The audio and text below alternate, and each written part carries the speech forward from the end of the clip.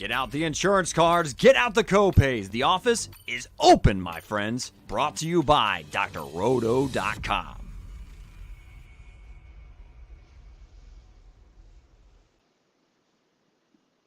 It's time once again for everybody to come aboard that Green Screens Media train. Recording live from somewhere, this is One and Done, your fast break for everything college basketball. On tonight's show, the boys talked to Andrew Parrish. Of course, Andrew Parrish has his scholarship trackers.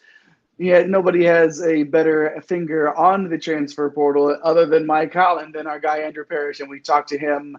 Actually, the boys talked to Andrew recently. We're going to air that interview. We've got some other news and notes for you, including San Diego State asking out of the Mountain West and a little Northeast Conference news as well. But tonight, like I said earlier, as I alluded to, I'm here with two of the best in the business. And the guy with the blue background taught me to just use my thumbs, and I don't have to worry about which way my fingers are pointing. He is Eric the Blue. He is Eric the Blue.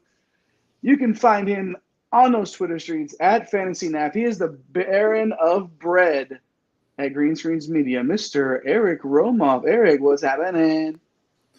Man, I am still riding high from our conversation with Steve Alford yesterday, and now we get to take it to new heights. We sit down with Andrew Parrish, happy to play that interview back today. So like I mentioned on yesterday's show, we are burning our way through the interview circuit. We got more coaches coming up. We're starting to get into the beat reporter world. So we are staying airtight in terms of how close we are to a number of different programs around the world of college basketball.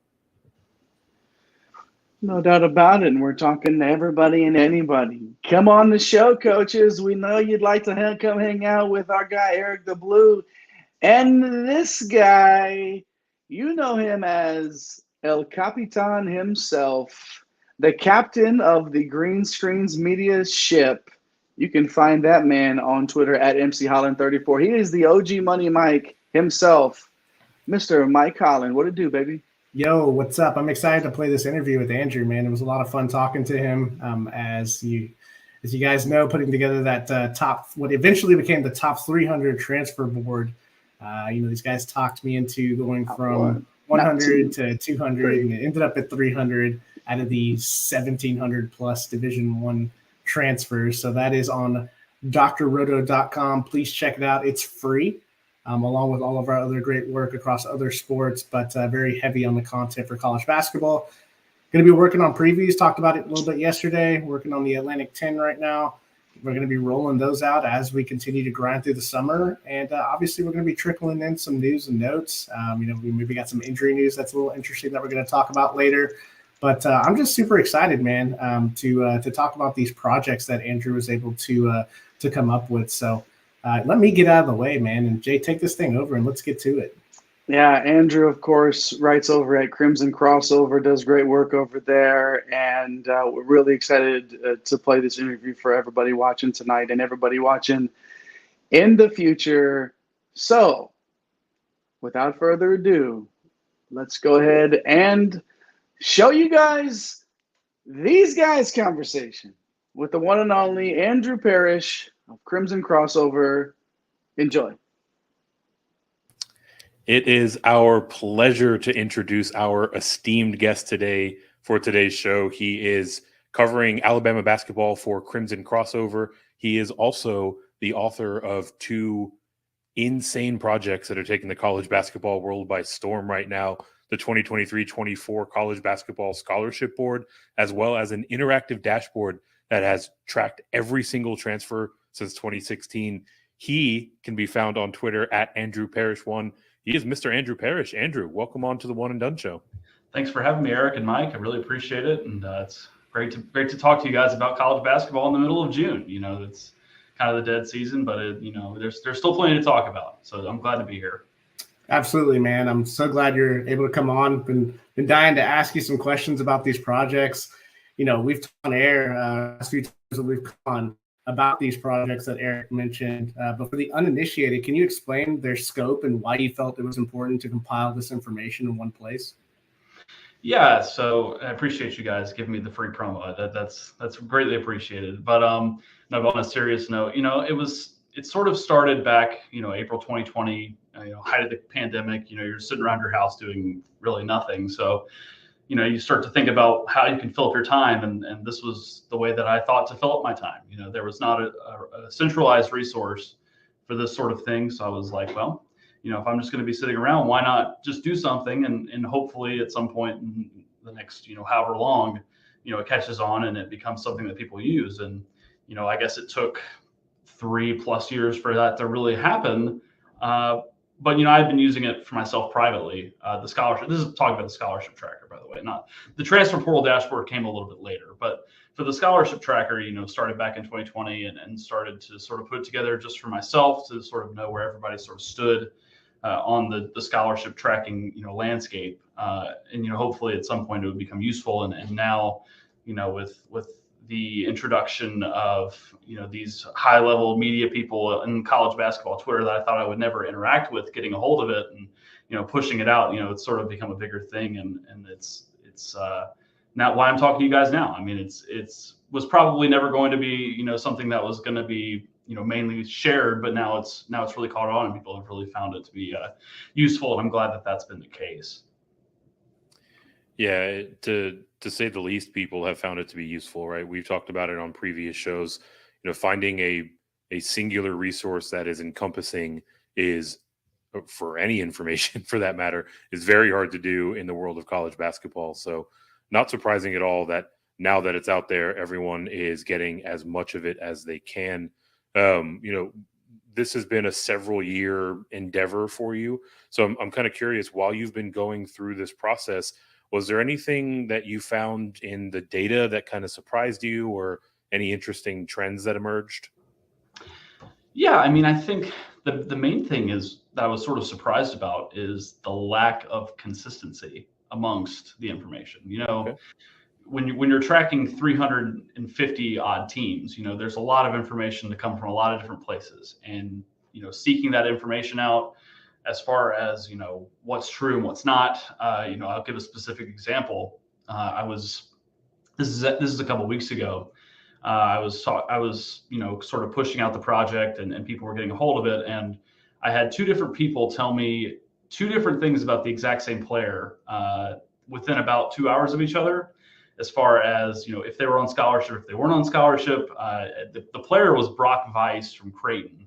The one person told me he wasn't on scholarship, and then 2 hours later, I took him off the list, and then 2 hours later, somebody else said, "Oh, he's on scholarship. You should put him back on." I'm like, well, there's a lot of conflicting information here, but just trying to figure out what's real and what's not. From that perspective, as well as teams that don't have as much media coverage.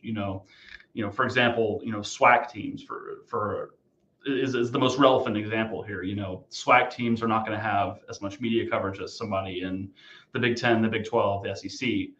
So those, finding information for those teams is difficult, and you have to really rely on either a big media source coming through and saying, "Oh, this is something that's happening with these teams," or you have to rely on their official rosters. And those official rosters, whenever they come out, they change a lot. So I have to go through and make a lot of whole scale changes with those types of teams that don't have as much media coverage. But, there's the rest of it is pretty straightforward. There's a lot of fans that will help out with this sort of thing, is, putting out information and really helping me, figure out what's going on. So that would be the most surprising thing, is sort of the decentralization of the data and trying to figure out exactly what's real and what's not.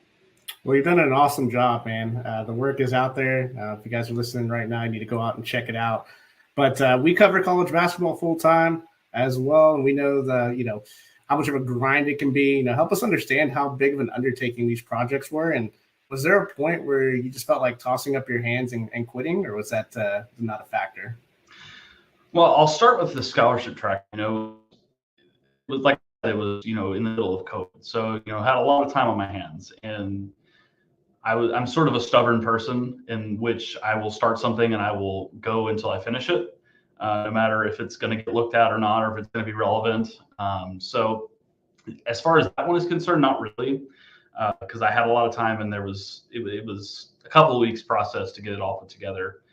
to start with, and then from then to now, it's just been minor changes. Not having to do a whole lot except for once a year whenever I have to update to the next year. That's the only major changes that I have to make. So really, once you get past the first part of it, you sort of make the whole template. It's not really that difficult to update at this point. So I would say my stubborn nature would sort of kept me on that one, as well as the time that I had.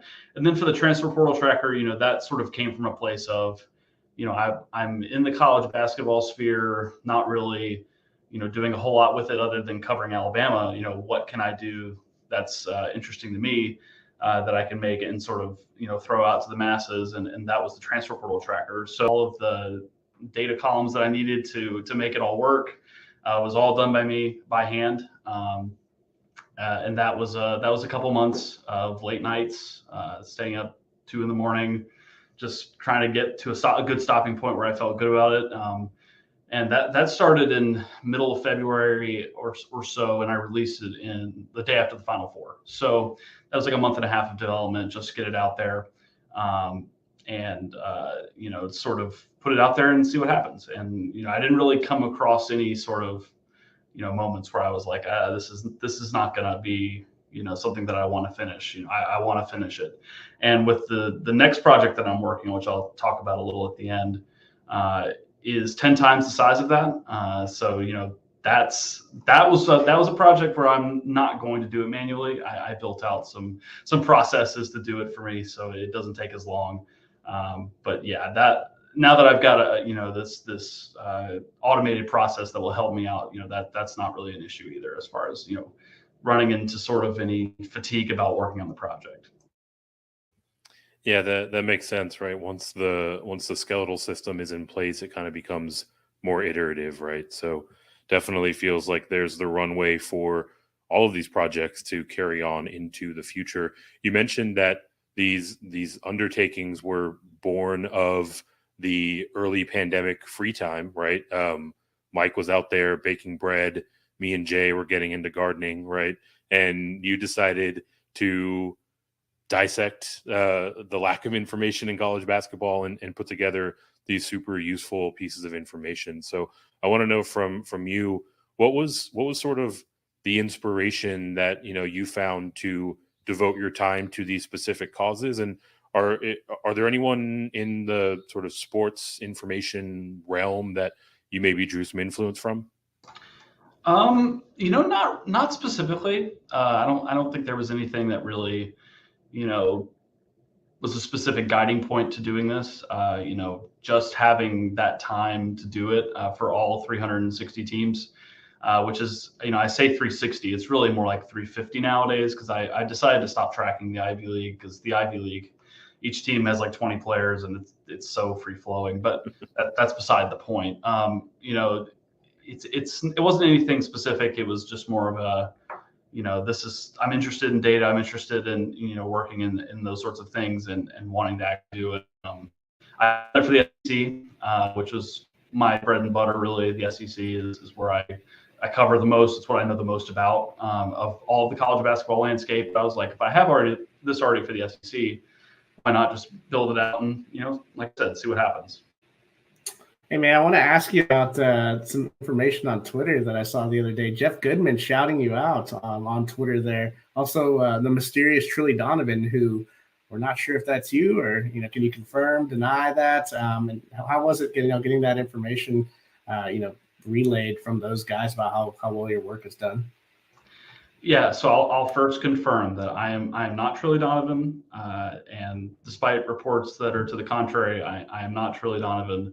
I wish I was. I wish I had the information that he has, but I don't. But the sort of the Trilly Donovan thing which was the first thing, came from a random. I think it was Josiah Jordan James from Tennessee was coming back to school, which kept them over the scholarship limit. And Trilly was talking about, he needs to see a scholarship chart to see, if Tennessee's over the limit or whatever. And one of my Twitter friends, Nate Oates Burner, as it turns out, he's had some rapport with Trilly for a little while. So he just decided to drop my name and say, hey, Andrew's got this tracker that, he's made, and you can look at it. And he was like, he did it right as soon as Trilly was asking for one. So Trilly took notice to it and, sort of gave me a shout out, which, was pretty huge, and earned me a follow from Jeff Goodman at that time, which, sort of turned into a couple weeks later. Jeff has his own transfer tracker, which if you haven't seen it, I highly suggest it. It's really good, really comprehensive. But, last week, and we're recording this on the 13th, so it would have been last Thursday. He sort of was tweeting out his tracker again and saying, here, if you see any issues, let me know, whatever. So I DM him and I say, hey, Jeff, I've got my own tracker here. I'm going to compare my notes and see what's out there.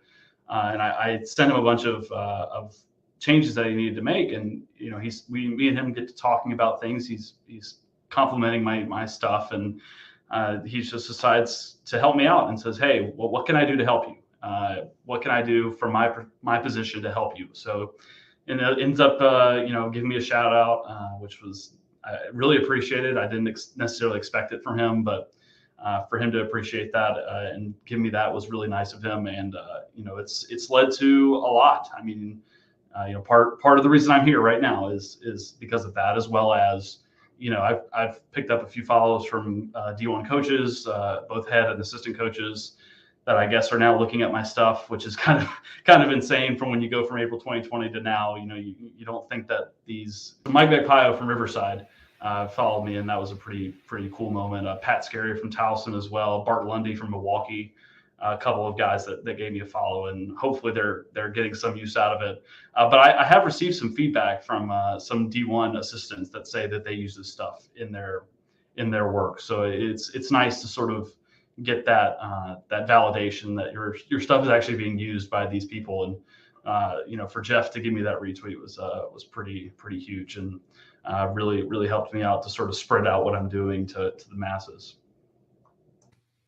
Yeah, I mean, you put in the sweat equity to the point that you have, and it makes perfect sense that it will bear fruit at some point down the road. It's awesome to hear just how much this work has proliferated across both the reporting side, but also apparently the coaching and recruiting side as well. So definitely excited to hear that. I want to shift gears a little bit into the actual off season, quote unquote, of college basketball, right? I would imagine that you've got a pretty good gauge of all of the comings and goings of the transfer portal. So wanted to know from your perspective, maybe a few teams that you really think kind of knocked it out of the park with regard to their portal approach, and maybe a couple that came up a little bit short. Sure, yeah. So I sort of got a little bit of prep on this. So I put together a list of a couple teams that I thought did a really good job. And one of those is Cal, hiring Mark Madsen from Utah Valley. And then him, I see Eric's reaction there. I assume you're a big Mark Madsen guy. Yeah, it's like a running bit right now. Oh, is it? just these guys love Madsen. We got to fire off the Madsen dance whenever his name is provoked. Yeah, he's done a great job, bringing in, Fardaws from Texas Tech, who used to play for him at Utah Valley. I thought that was a really good addition for Cal, which if you consider where Cal has been over the last, 5 years or so, it's been pretty rough. Being able to bring in talent for Cal is a struggle. And for him to get Fardaws in the mix, he's proven it at Utah Valley's level. Had a little bit of injury issues at Texas Tech, didn't really come off for him there. But now going back to Cal, playing for his old coach, I think that's a really good pickup. As well as Jalen Cone from Northern Arizona, just a really dynamic scoring guard, kind of undersized, but I think he can really make an impact for them. And then I'll also mention Jalen Tyson, again from Texas Tech, really good-sized wing, can provide some scoring off the wing for them. So second team, I'll start with I'll go with Villanova. Villanova bringing in TJ Bamba from Washington State, Hakeem Hart from Maryland, two really good wing pickups for them, and then also Tyler Burton. Tyler Burton was one of my favorite players in the portal. When he hit, I was very excited. I wanted him to come to Alabama. It's a little selfishly, but he went to Villanova, and that's a really great pickup for Kyle Neptune. They didn't really have a great season last year. Kind of started off slow with Cam Whitmore's injury and that sort of thing. Kind of didn't really get going. So for him to pick up those guys to sort of, make up for Whitmore's departure, as well as, some other losses that they had, I thought was a really solid job in the portal. And then I'll also mention an SEC team in Georgia. I was really impressed with Georgia, bringing in Russell Chewa from South Florida, Noah Thomason from Niagara, two solid players, as well as Jalen Deloach from VCU. Just really solid production guys. Aren't going to be, stars or anything like that, but, something that can raise Georgia's floor from being, a bottom tier SEC team. And then I'll also sort of, add an RJ Melendez from Illinois. And then they picked up a D2 transfer, which I was really impressed with, RJ Sunahara from Nova Southeastern. Nova Southeastern went undefeated last year at D2. And now they're bringing in the player of the year from D2. So, but having those additions, I think will help Georgia get back into that middle of the SEC tier, middle of the SEC pack. And I think it's something that was a really good pickup for them.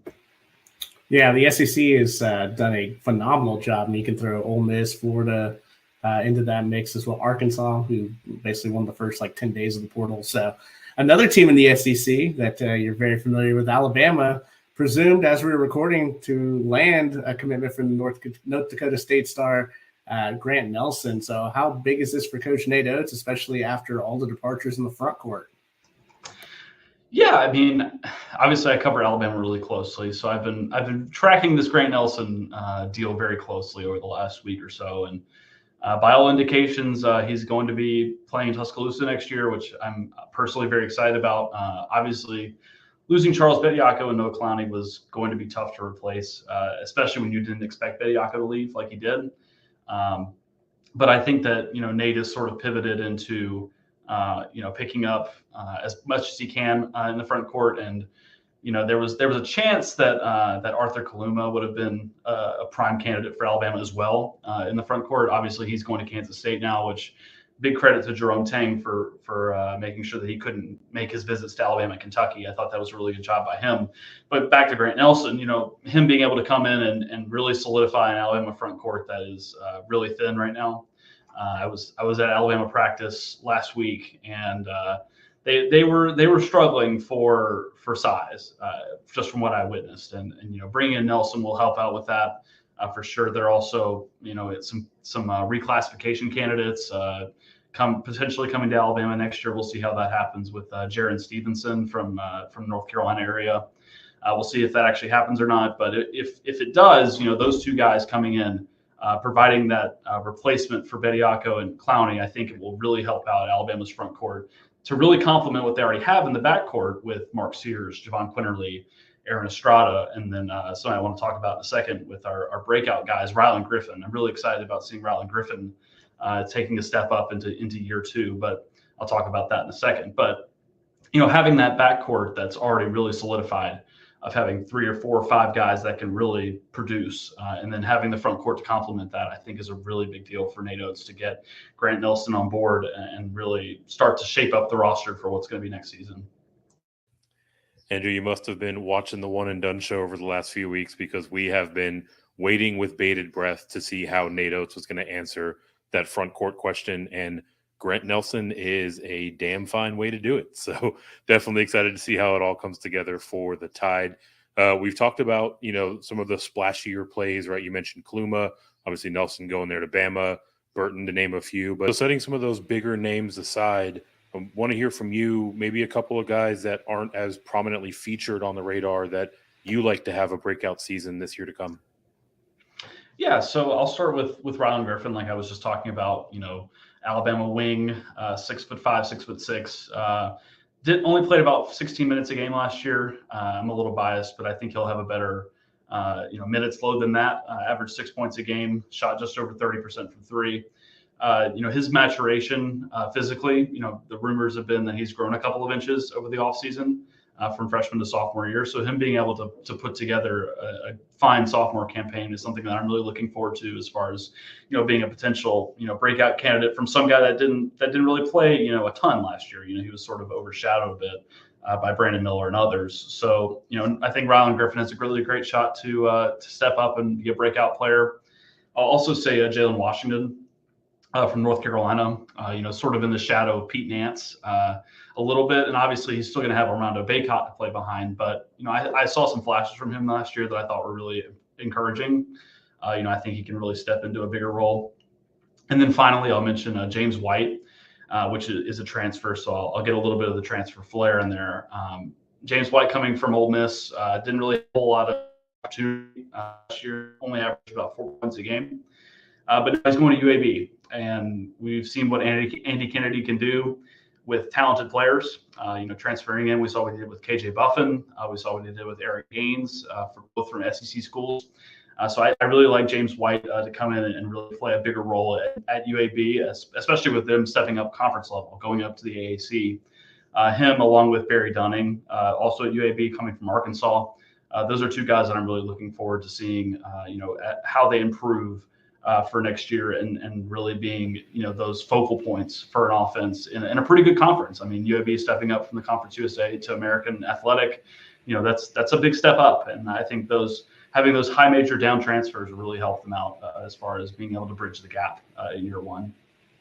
Yeah, absolutely. You love to see what Coach Andy Kennedy's done there for UAB. Getting Eric Gaines back too. It's going to be a lot of fun. Conference USA, they do lose FAU, but still going to be a really fun conference and a tough conference. So, before we get you out of here, Andrew, got to ask you. You teased it earlier. You got an upcoming project that you said is 10 times bigger, and on Twitter the other day, you kind of teased it, and I think I retweeted it with the Antonio Banderas gif there about being pretty excited looking at that tweet. But can you tell me what the people can look forward to here? Yes, I won't leak the concept. I won't say what it is, but what I will say is that it is similar to the transfer tracker, and that the scale is 10 times bigger at least. I'm still in the process of building it. Like I said, I built an automated process this time in Python for myself to not have to go out and type everything, but still it takes a little bit of time to get it all set up. But, hopefully in a couple months here, we'll have something really exciting for the fans to use. I think something that, is, like I said, it's very similar to the transfer tracker, but it's not exactly the same. And it's bigger in scale. You might be able to guess what it is by those hints, but I won't give it away. But look out for that from me on Twitter. I'll tweet it out whenever it comes out, and it'll be good. Yeah, so you teed it up perfectly. Andrew Parrish covering Alabama basketball for Crimson Crossover. You can find him on Twitter at Andrew Parrish1. You can follow Crimson Crossover at Crimson Xover as well. Those are scrolling along the bottom of the screen. Based on just how impactful and helpful your current projects have been, something that is 10x in scope definitely has us waiting with bated breath. Everyone out there, make sure that you check out Andrew on Twitter and give him a follow. We're also going to link to those two projects, the scholarship board and the transfer tracker, here in the description. Andrew, really appreciate you taking some time out of your day and really appreciate everything that went into these two projects coming to pass. Yeah, thank you guys for having me. I really appreciate it, and this has been great. Andrew Parrish of Crimson Crossover. What a conversation, man. That was impressive to listen to. We've enjoyed looking at his hard work, and hopefully you do too. So make sure you follow him on Twitter at Andrew Parrish1, the numeral 1. Andrew, we appreciate you checking in with us. Yeah, he was pretty excited about Nelson heading to Bama. And I totally get why. That's a big get for them, and definitely in a position of need there. But yeah, boys, 10 times the scope, man. This is exciting stuff. Especially we're in June, right? There's nothing else going on, and we're talking transfer portal and everything like that. But that's a nice little jolt there to know that something big is coming there to be able to check into all the time. Eric, let me start with you, man. What were your feelings about talking to our guy Andrew there, and do you have any takeaways from that interview? Yeah, I mean it's pretty similar to what you just touched on, right? Seeing firsthand how impactful these two projects that are now launched have been in the college basketball world. The idea of something that is 10x the scale is absolutely enticing, right? So Mike probably hates me because we'll be in the middle of a conversation and I'll be like, I wonder if it's something to do with referees, right? Just kind of fire off whatever my guess might be on this next project. So definitely leads to some fun banter. But I mean, more than anything, it really underscores the point that, we've talked about ad nauseum in our coverage of this game, right? There's such a limited amount of good, reliable information out there that finding anyone who can provide it like Andrew has is a huge resource. Nevertheless, someone who has centralized it for all of the programs, right? So like we mentioned in the interview, we are definitely going to link to those two projects in the show notes. So get into there and look at some of the wild things that these teams are doing with their scholarships, just all of the player movement, by the way, of the course of the transfer portal since 2016. It's really mind-boggling to wrap your head around, and it's super cool to have it all in one place.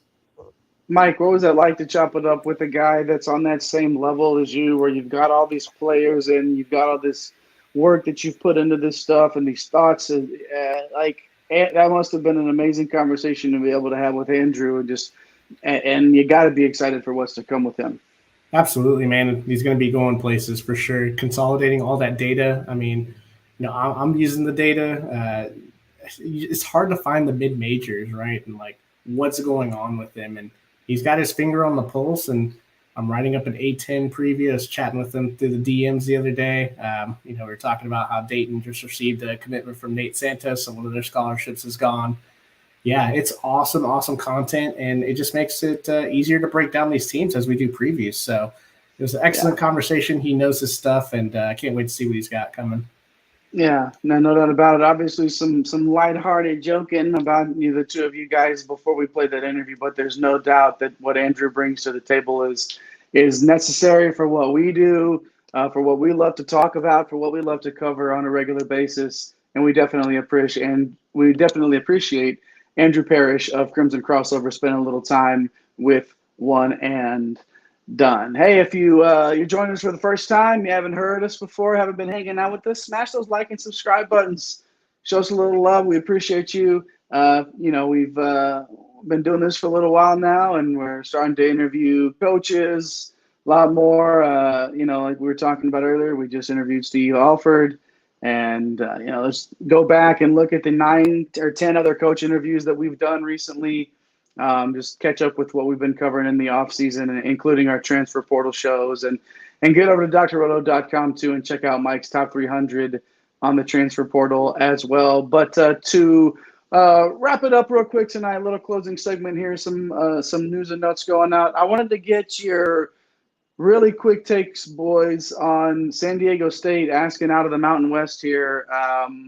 We were just talking, obviously, about the strength of the Mountain West Conference here. We played that interview with Coach Alford. Got it up again today. Just talking about the strength of the Mountain West there, Mike. But this is one of those things where it could hurt that sort of when you get into conference play, those net ratings dropping a little bit. This would be, this would obviously hurt the Mountain West. Yeah. But, still a really good conference. But what do you think about San Diego State asking out? Yeah, I think it's interesting because there was going to be realignment, right? We have the Big 12 adding teams because Texas and Oklahoma going to the SEC. Pac-12 needs to make a move. They lost UCLA and USC who are heading to the Big Ten. Feels like this is kind of the next step is to, grab some of these teams from, as Coach Alford said, not quite the Power Five, but knocking on the door of Power Five play. So definitely, San Diego State definitely trying to get in there and, up their value with joining a power conference. So we'll see where that goes. That news just kind of dropped earlier today, and it's fascinating, man. We'll see how it all turns out. I'm loving the super conference idea. Well, yeah, and that's the thing, though. It's we're looking at the idea where we're going to have like 4 16-team conferences or maybe even bigger. And I think we've been heading in that general direction for a while now. Eric, why don't we move on here? Actually, real quick, what do you think about San Diego State getting out of the Mountain West? I mean, it's a bummer for Mountain West fans as we are, right? Like this has been a conference on the rise. It's just kind of bubbling below the surface for a few years now. And obviously when you lose a team that made a surprise finals run, like it takes a little wind out of the sails. But I mean, on the San Diego side, like you can't blame them, right? Like their stock is as high as it's ever going to be. You can't overstate the impact of programs like the ones that are heading out of the Pac-12, right? Like that leaves a huge void. And so San Diego State is stepping up, right? Like we've talked how much this over the course of this offseason about how we think the Pac-12 is going to improve. Obviously, UCLA and USC out the door in the not too distant future. It leaves a gap, and with what Coach Dutcher's doing with these Aztecs, like I think that they could actually make a good amount of noise if they do transfer in. Yeah, no doubt about it. The basketball out west is just phenomenal anyway, and we've been talking about having to stay up a lot later as this season comes on. Watching, we joke about how I would stay up late and watch Hawaii basketball just to get it in, but there's going to be even better reasons now to stay up late and watch them on the West Coast in the years to come as well. Let's drop into some other news and notes real fast. I would like to talk about the Northeast Conference eliminating its sit-out rule. So Stonehill and Moyne are joining the Northeast Conference. Both teams can play in the Northeast Conference tournament. They still can't earn that auto bid to the NCAA tournament though because of that transfer rule when you go into the D1 and you can't. This is one of the most infuriating things. Like if you can play in the conference and you can win a conference tournament, you should. It doesn't matter how long you've been in there. I know there's reasons behind it, but I think it's silly. Just like offensive goaltending, you can put that in the book. But add it to the list. Add it to the list. But like obviously last year we saw Merrimack win the NEC tournament and didn't go to the big dance. It was Fairleigh Dickinson. Obviously, that was. I think Purdue would have mind that happening. No kidding. Talk about a twist of fate for Purdue in this instance, right? Like Merrimack goes in, they probably are competitive with them, and Fairleigh Dickinson with the glass slipper to say the least there. But yeah, makes sense to let them play in the conference tournament. I still don't understand why they just can't give them that NCAA bid if they're good enough to win it. So, Mike, what other news you got for us? Yeah, Charlotte getting a new head man there. Ron Sanchez stepped down. Then he joined the Virginia staff. So a little bit of an opening there, kind of last minute, right? And they're giving it to Aaron Fearne, who is going to have the interim tag for the 23-24 season. Charlotte coming off a tremendous season, right? 22 wins. We saw them win the CBI tournament coming out of a very tough Conference USA. So, Charlotte going in-house here as the associate head coach is now going to get the interim tag, and we'll see how he does, and hopefully he can parlay this into a full-time gig and keep Charlotte moving forward. So, Eric, man, you got anything for us before we close this thing out? Yeah, I'm gonna go over to a slightly different caliber program, right? Kind of talking about some of these mid-major outfits and conferences. I'm going to go all the way to the other end of the spectrum, one of the blue chippers. The Kentucky Wildcats got some unfortunate news today. Their 5-star consensus top 5 ranked freshman Aaron Bradshaw injures his foot. We saw Shams report this news. Looks like he's splashing around in the college world a bit more now that NBA is in the rearview mirror from last season. It shouldn't be a huge deal, I'll say, right? Like the expectation is he's probably going to miss the beginning of the season, but it is a foot fracture, right? And with these big men, like those are the types of injuries that have a way of lingering, right? So definitely a story to watch. And to add insult to injury, this is a Kentucky team, as we discussed, that is incredibly reliant on big time contribution from their incoming class. Obviously, Bradshaw was a huge part of that equation. So, now we're looking at a world where, Oyenzo is certainly going to have to, step up and carry more of the load in that front court. And for Bradshaw, I think it'll really boil down to, how much time he misses.